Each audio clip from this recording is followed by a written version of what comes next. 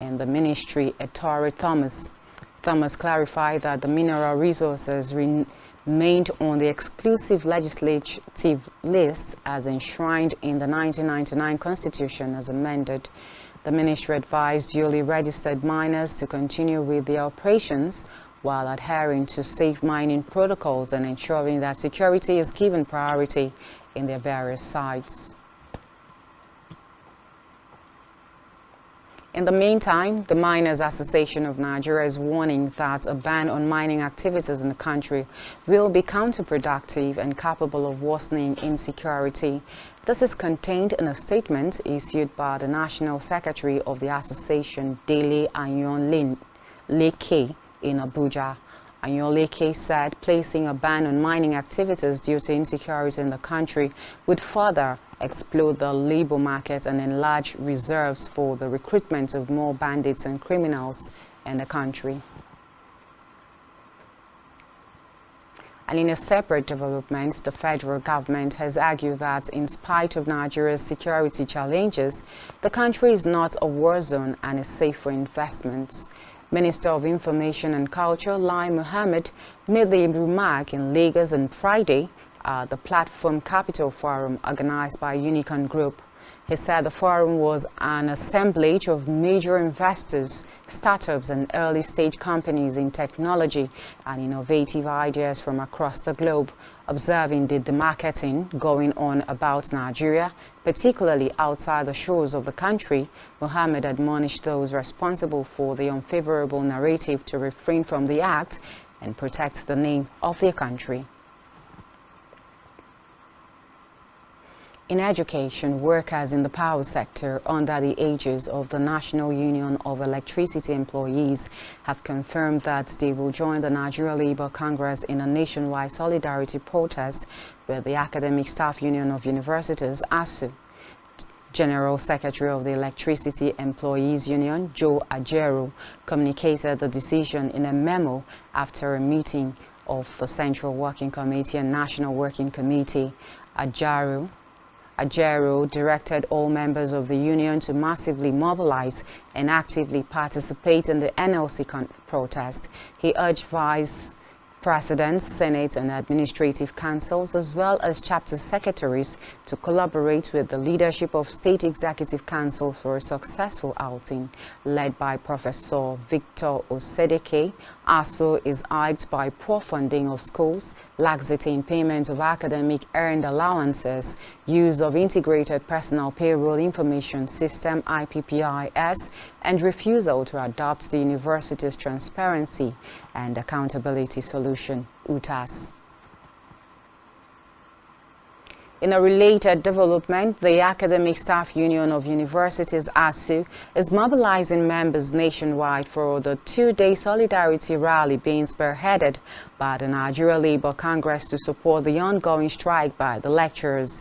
Addressing newsmen, the national president of ASU, Emmanuel Osodeke, said as an affiliate of NLC, the union would participate in the rally slated for Tuesday and Wednesday. Osodeke said ASU was in full support of the step that the NLC planned to take by organizing a solidarity rally in support of the lecturers' struggles. Meanwhile, Academic Staff Union of Universities has blamed the hardship currently bedeviling the country on politicians stealing funds. In an interview with journalists, the National Financial Secretary of the Union, Professor Ade Adejumo, called on the federal government to concentrate on the fight against corruption to effectively meet the demands of the masses. According to Adejumo, Nigeria's economy will not be suffering a setback if the government had taken more serious efforts to block all loopholes in governance. He alleged that there was money in the country, but that some people in leadership were stealing funds. And still in education, Joint Admission and Matriculation Board, JAMB, and heads of tertiary institutions in the country have fixed the minimum cut-off mark for admissions in the 2022-2023 academic session.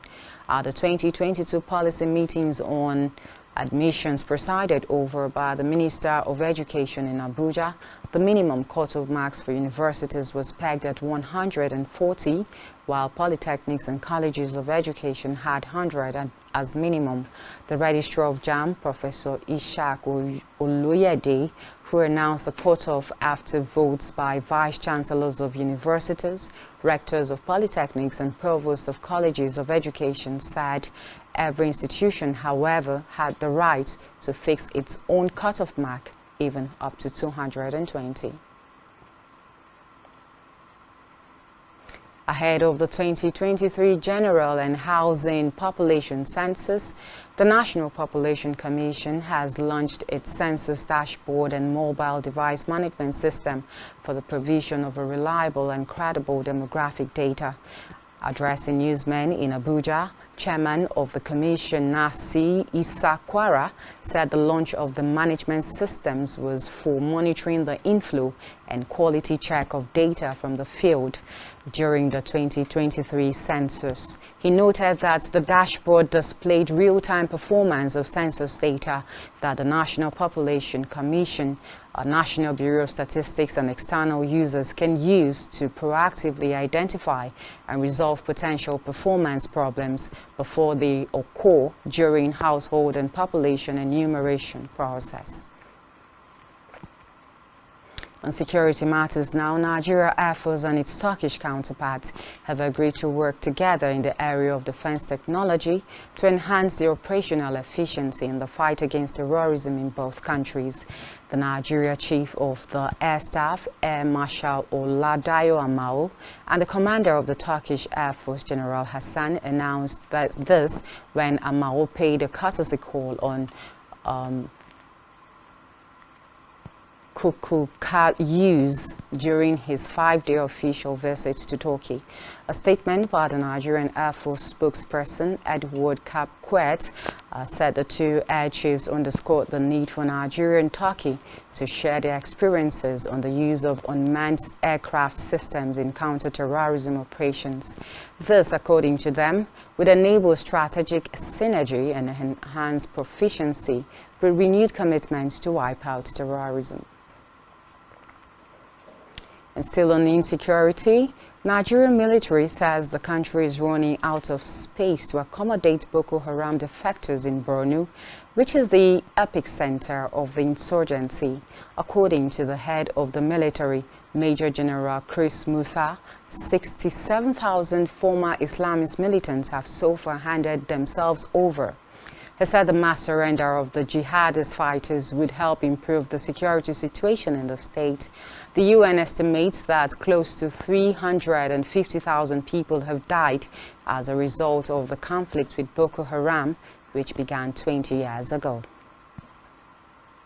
And meanwhile, Minister of Justice Major General Bashir Magaji has charged naval ratings to be loyal, patriotic, and support President Muhammadu Buhari. Magaji gave the charge during the passing out parade of Batch 32 trainees of the Nigerian Navy Basic Training School in Onne River State.